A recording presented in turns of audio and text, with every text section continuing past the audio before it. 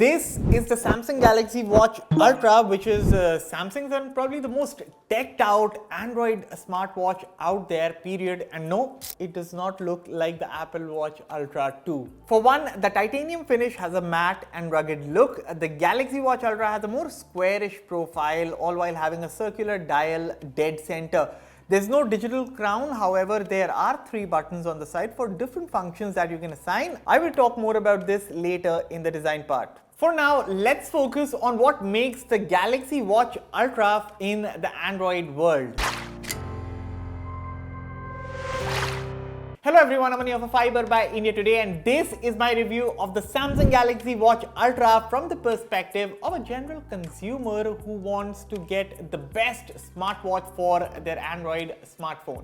Do note that I'm not a fitness enthusiast, so if you are planning to purchase the Galaxy Watch Ultra for pure fitness and health purposes, well, this video may not be suited for you. With that said, let's get started.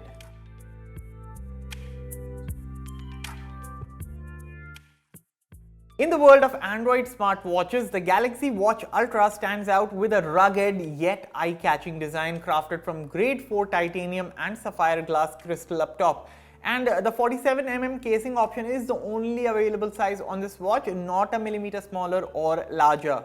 Now, Samsung says that this watch is made to handle tough conditions from extreme temperatures to deep water activities. So if you are someone who loves adventure sports, well, you might find this quite interesting. And with its 10 ATM water resistance, it can go deeper underwater than many smartwatches out there, including its competitors. That said, I'm not a guy who's into extreme outdoor activities, but from a perspective of a general consumer, I can tell you that the Watch Ultra is durable and sturdy. Now, you won't believe how carelessly I use this watch, and numerous times in a day, I keep bumping my watch here and there. In fact, I've accidentally dropped it twice, once on a marble floor and once on a concrete floor, and I'm happy to report that there have been 0 dents on the watch. As for the wear and comfort, I didn't have any issues whatsoever. So this is a big smartwatch and people with small wrists might find it huge for their liking. Again, this wasn't a problem for me.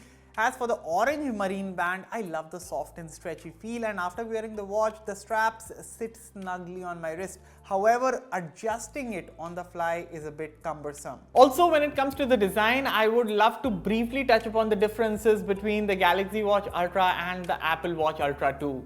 So while the Apple Watch Ultra 2 also has this large squarish display and massive titanium casing, the Samsung Galaxy Watch Ultra feels more like an all-purpose rugged smartwatch simply because of that circular dial on top of the squarish casing. Of course, if Samsung had given a physical rotating bezel like the Watch 6 Classic, that would have been the icing on the cake, but it still has a touch bezel that's equally responsive. Now, for what it's worth, it lacks some of the design traits like a rotating crown that Apple's device includes, which could appeal to those who prefer a cleaner look without the large industrial aesthetic. However, I feel the Apple Watch Ultra 2 has a bulkier profile, at least in terms of looks, while the Galaxy Watch Ultra is a bit more understated, blending a circular shape that longtime Galaxy Watch users will find familiar. Another thing that a lot of folks will be familiar with and will appreciate are buttons. So along with the home button and the back button, the Watch Ultra now gets a more prominent quick button in the middle.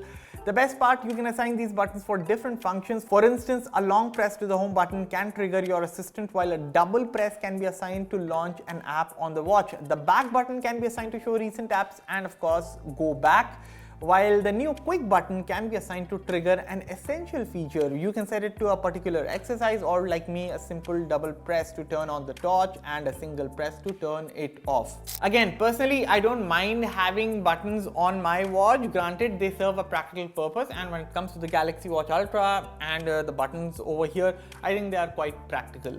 Now, one last thing about the design before I talk about other things is this new attach and release mechanism for the straps. I think this is the best implementation that I have used for any smartwatch ever.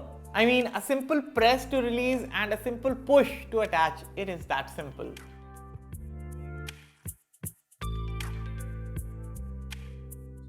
Alright, in terms of health and fitness, the Galaxy Watch Ultra is loaded to the brim with features that will appeal to both casual users as well as fitness enthusiasts. And to access your health and fitness data, there's the Samsung Health and Samsung Health Monitor apps.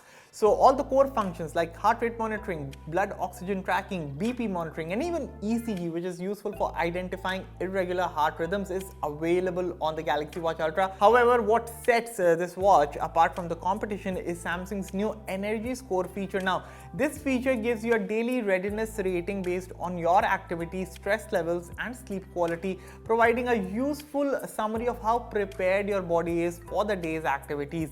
Think of it as your body's battery level on a daily basis.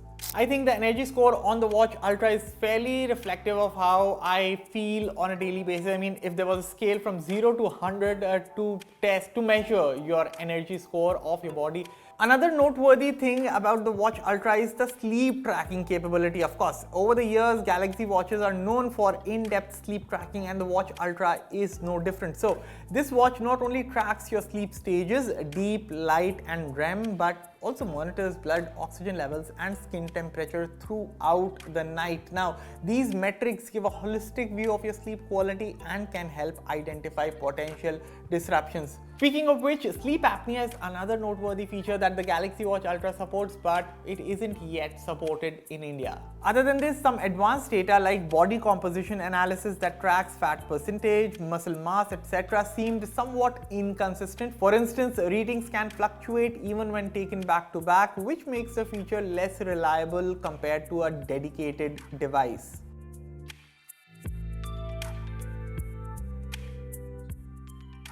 The Samsung Galaxy Watch Ultra is powered by the new Exynos W1000 pentacore chip paired with 2GB RAM and 32GB storage. This brings a noticeable boost in speed and responsiveness compared to previous gen Galaxy watches. The 1.5-inch Super AMOLED display with 3000 nits peak brightness is large, crisp, and vibrant, making it easy to use in almost any lighting condition. So whether you are navigating through your apps, using the health monitoring features, or simply interacting with the screen, everything runs smoothly.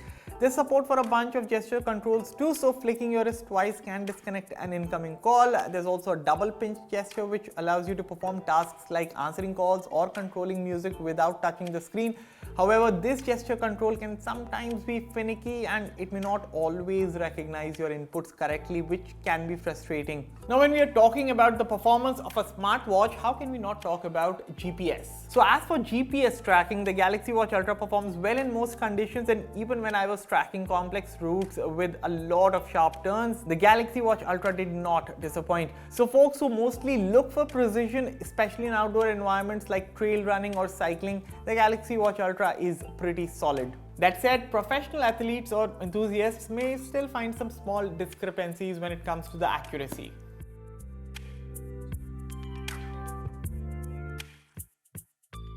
With a 590 mAh battery under the hood, another strong point of the Galaxy Watch Ultra is its battery life. Of course, the battery life can vary from user to user, and in my testing, I'm consistently getting over 2 days of use on a single charge. Of course, heavy GPS use or intense workout sessions may reduce the battery life number. Again, depends on user to user. But if I tell you about my use case, my Ultra's AOD is always enabled, heart rate and SpO2 are constantly being monitored, auto workout detection is also enabled, so whenever my watch detects that I'm on a walk, say, that gets enabled, plus in-app notifications are also on, and with this I'm getting excellent 2 days battery life without any fuss. Charging, however, is slow, which again could be faster, so I never let my watch's battery completely drain out. Now in my testing, charging it from say 5 to 10% battery left to 100% full takes about 1.5 hours, and I've been using a 150 watt PD charger that I also use to charge my Fold 6 and my MacBook Air.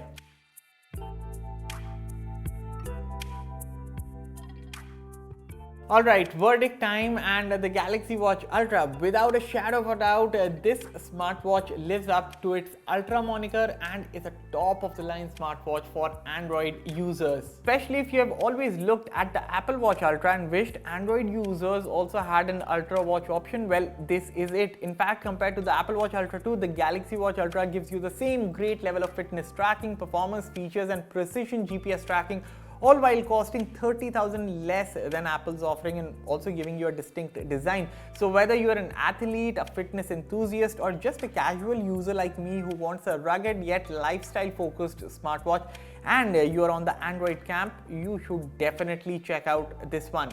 Fiiber rates the Galaxy Watch Ultra solid 8 out of 10. But what are your thoughts about this watch? Let me know everything in the comments below. And as always, for all the latest in tech, stay tuned to Fiiber. I'll catch you all in the next one. Thank you for watching.